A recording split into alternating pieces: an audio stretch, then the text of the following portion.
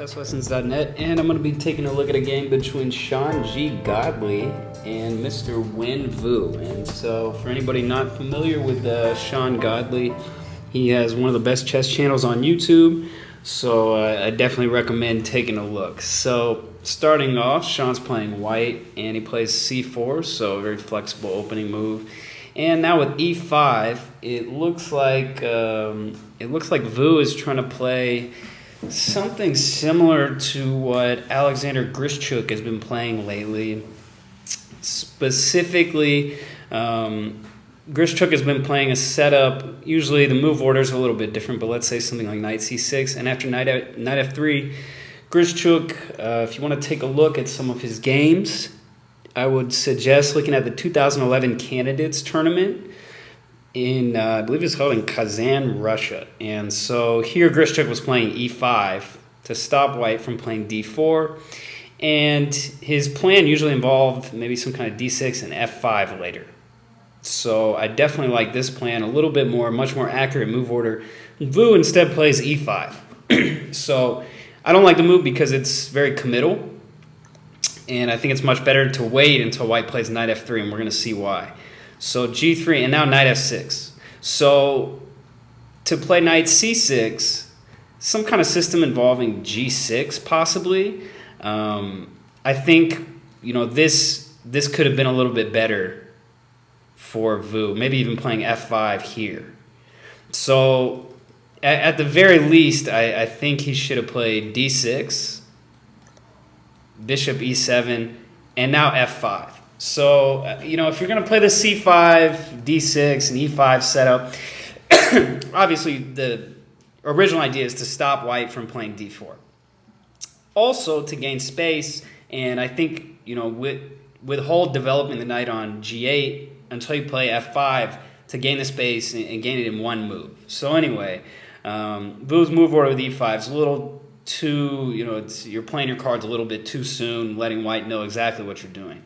And so now this setup that black has chosen is really not doing anything. I mean, there's no threats.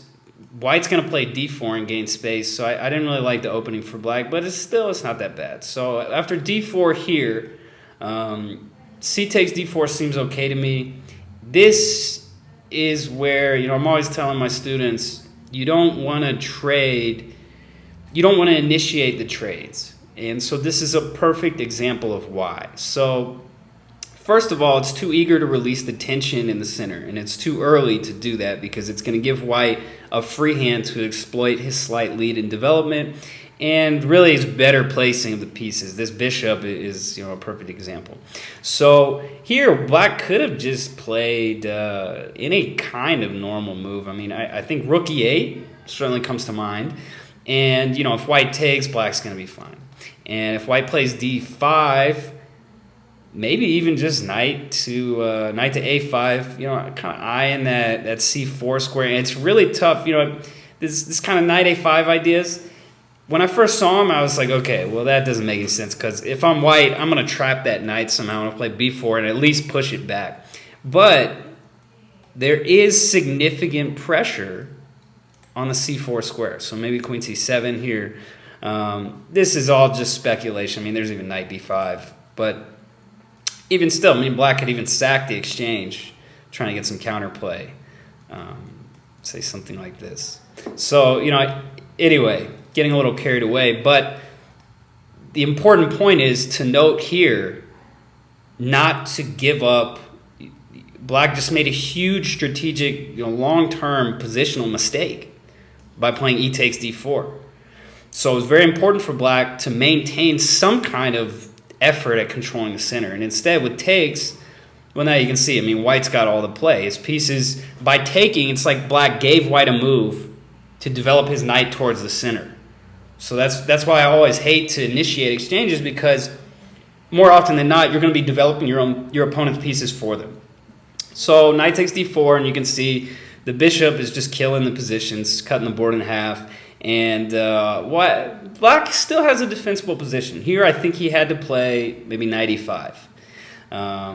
You got to play knight e5 here. You got to put pressure on the c4 pawn. Maybe you can play a6 and try to, you know, develop some pressure on the C file to play B5, got to get some kind of counterplay. You know, you got to form a constructive plan. It's obviously going to be very difficult to play. You know, B5 is one break in this position. D5 you would prefer to play as black to liberate your position and free yourself of that weakness on D6.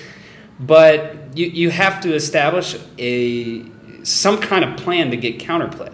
And so the plan that Vu chose is kind of lifeless and very reacting to your opponent, whereas you want to continue making threats and counterattacks as much as possible. So it was imperative to play knight e5 in this position, no doubt. Other option, queen b6, I thought was okay. And queen b6 is just fine. Try to bring the rook to d8 to defend this pawn. Maybe try to play for d5. Instead, bishop d7, it's just way too timid. You know, way too timid. So bishop f4, and so last chance, knight e5. Had to play knight e5. Maybe, you know, any kind of bishop takes, this is going to favor black. Activate this rook. The c4 pawn is going to be a huge weakness. So knight e5 here is absolute must. And even, you know, whatever white does, I mean, b3, let's just say, for example, black is going to be fine. You know, queen b6, maybe put the rooks on the d and the e files would seem pretty natural. Try to play for d5. So knight d5, absolutely imperative. Instead, Vu played bishop g4. So why play bishop d7 if you're going to play bishop g4? Why not just do it in one move? And so now queen d2 definitely makes sense. And now the white bishops are cutting the board. And black is left to react. So now rook e1, starting to put a little bit of pressure on black. Knight e5 again was possible. But rook e8, so okay, standard development, and now h3. So white finished his development, and now he's going to put the question to the bishop to try to exploit this weak square on f5. And so what can black do? So I think here he had to play maybe knight takes, and maybe now the bishop goes back to h5 to keep an eye on that d1 square and make it a little more difficult for white to increase the pressure on the d6 pawn. Black is probably not doing very good here. White could just snatch a pawn, for example, round up that pawn as well. But, you know, at least he's going to get some activity. I mean, at least you're going to get some activity. So you got to do something for activity. You can't be passive. Instead, h3, bishop h5, and now knight to f5. So a nice maneuver by Sean. Definitely pretty instructive to play h3, kicking the bishop just to try to exploit the weak f5 square, which is going to put pressure on a lot of important squares. So bishop g6 makes sense, rerouting the bishop. Maybe, I hate to beat a dead horse, but knight e5 again was probably black's best chance. So opening up the c file, maybe black's going to get some counterplay. You know, it's possible, definitely possible. Knight e5, imperative. So instead, bishop g6, and this is just going to lose a pawn. So this actually loses more than a pawn, and so Sean played extremely instructively here.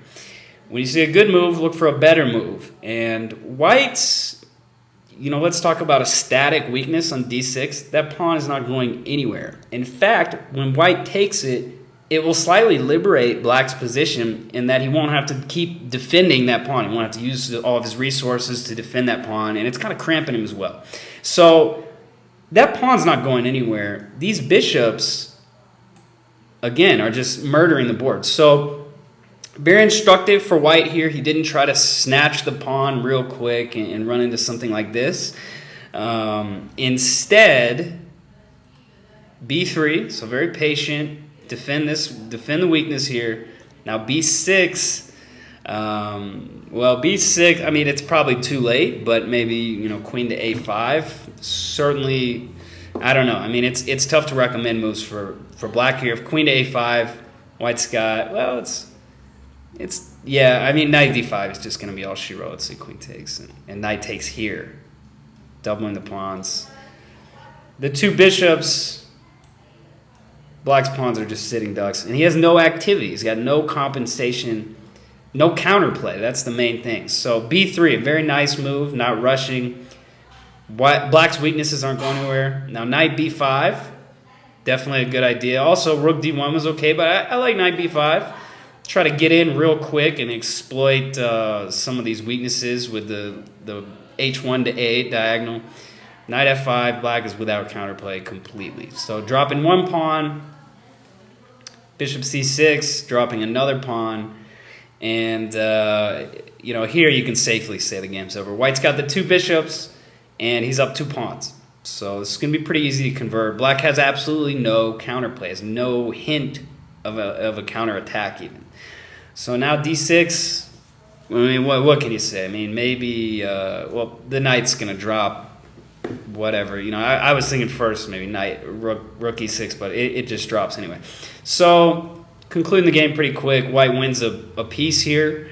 Black sacks the piece to stop the pass pawn. Down a piece and a pawn. White's got the 2 bishops and an attack. So black's going to drop pretty quick in the rest of the game. Dropping another piece. So too much material. White's getting some mate threats. Black tries to defend. And to end the game, a nice tactic. Bishop E5 by white. And so a nice mate in the corner. So this game really goes to show, I mean, all of black's problems stemmed from essentially 2 reasons. So he played the opening very inaccurately and without any kind of plan. So he was kind of placing his pieces just kind of wherever, just a general idea, whereas white was playing to more comprehensive strategy and bust open the center with D4. So so the opening was bad by black. There was no long-term idea, and he did not manage to create one single threat. This carried over into the middle game as he was unable to create any threats due to playing extremely passively and just playing normal moves.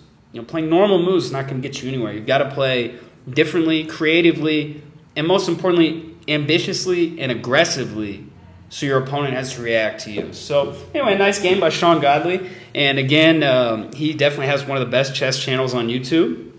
So I definitely recommend checking him out. And this is Will Stewart from OnlineChessLessons.net, and thanks for tuning in.